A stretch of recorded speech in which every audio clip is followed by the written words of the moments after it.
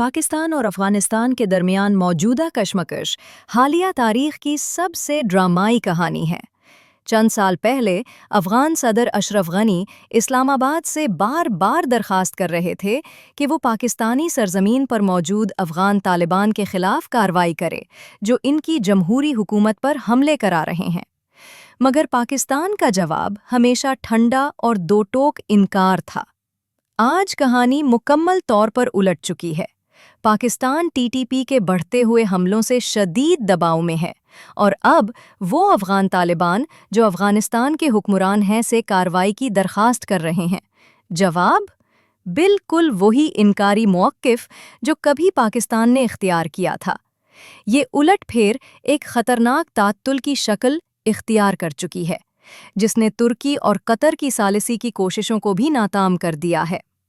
یہاں وہ 5 بنیادی وجوہات ہیں جن کی وجہ سے یہ محاذ مذاکرات ناکام ہوئے۔ 1.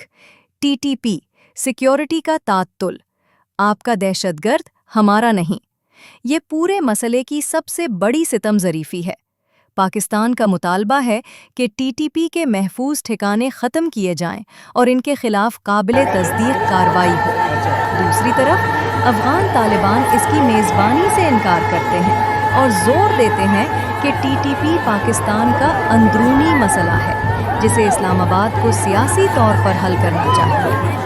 پاکستان کا مطالبہ سیکیورٹی کارروائی ہے جبکہ طالبان سیاسی پہلو کی طرف دھکیل رہے ہیں۔ یہ بنیادی فرق مذاکرات کو آگے بڑھنے نہیں دیتا۔ 2. خود مختاری بمقابلہ خود دفاع۔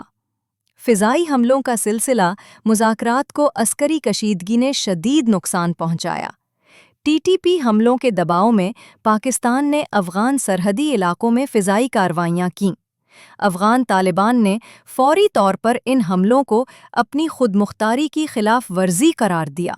پاکستان کے لیے یہ کارروائیاں دفاعی اقدامات تھیں، لیکن طالبان کے نزدیک یہی کارروائیاں مذاکرات سے علیحدگی کی بنیاد بن گئیں۔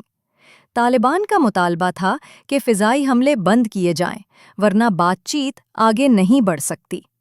3. نظریاتی وابستگی اور سفارتی دباؤ۔ ٹی ٹی پی کوئی عام گروہ نہیں بلکہ افغان طالبان کا نظریاتی اور جنگی ساتھی ہے جس نے برسوں تک افغانستان میں امارت اسلامی قائم کرنے میں مدد کی۔ طالبان کے لیے ٹی ٹی پی کے خلاف کارروائی کرنا اپنے دیرینہ اتحادی سے غداری کے مترادف ہے، جس سے ان کی اپنی اندرونی صفوں میں بے چینی پیدا ہو سکتی ہے۔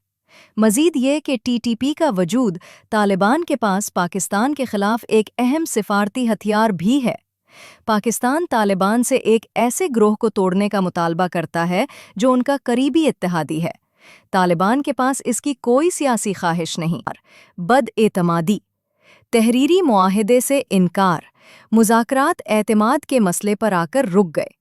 پاکستان کا مطالبہ تھا کہ ٹی ٹی پی کے خلاف کارروائی کا ایک باضابطہ، تحریری اور قابل توثیق طریقہ کار طے کیا جائے۔ افغان وفد نے کسی بھی تحریری معاہدے پر دستخط کرنے سے انکار کر دیا اور صرف زبانی یقین دہانیاں دینے پر اکتفا کیا۔ پاکستان کے لیے یہ اس بات کا واضح اشارہ تھا کہ طالبان شاید صرف وقت گزار رہے ہیں اور اپنی ذمہ داری نبھانا نہیں چاہتے۔ 5. بڑے پیمانے پر افغان مہاجرین کی واپسی کا اقدام۔ سیکیورٹی مطالبات کے ساتھ انسانی بحران کو ملا دینا ایک ایسا اقدام تھا جس نے خیر سگالی کا ماحول مکمل طور پر تباہ کر دیا۔ پاکستان کی جانب سے لاکھوں افغان مہاجرین کی بڑے پیمانے پر واپسی، جسے سیکیورٹی بنیادوں پر جواز دیا گیا، کو افغان طالبان نے ایک غیر انسانی اور سیاسی دباؤ کے عمل کے طور پر دیکھا۔ یہ اقدام مذاکرات میں ایک جذباتی اور تلخ عنصر لے آیا، جس نے کسی بھی تعمیری مکالمے کے امکانات کو تقریباً ناممکن بنا دیا۔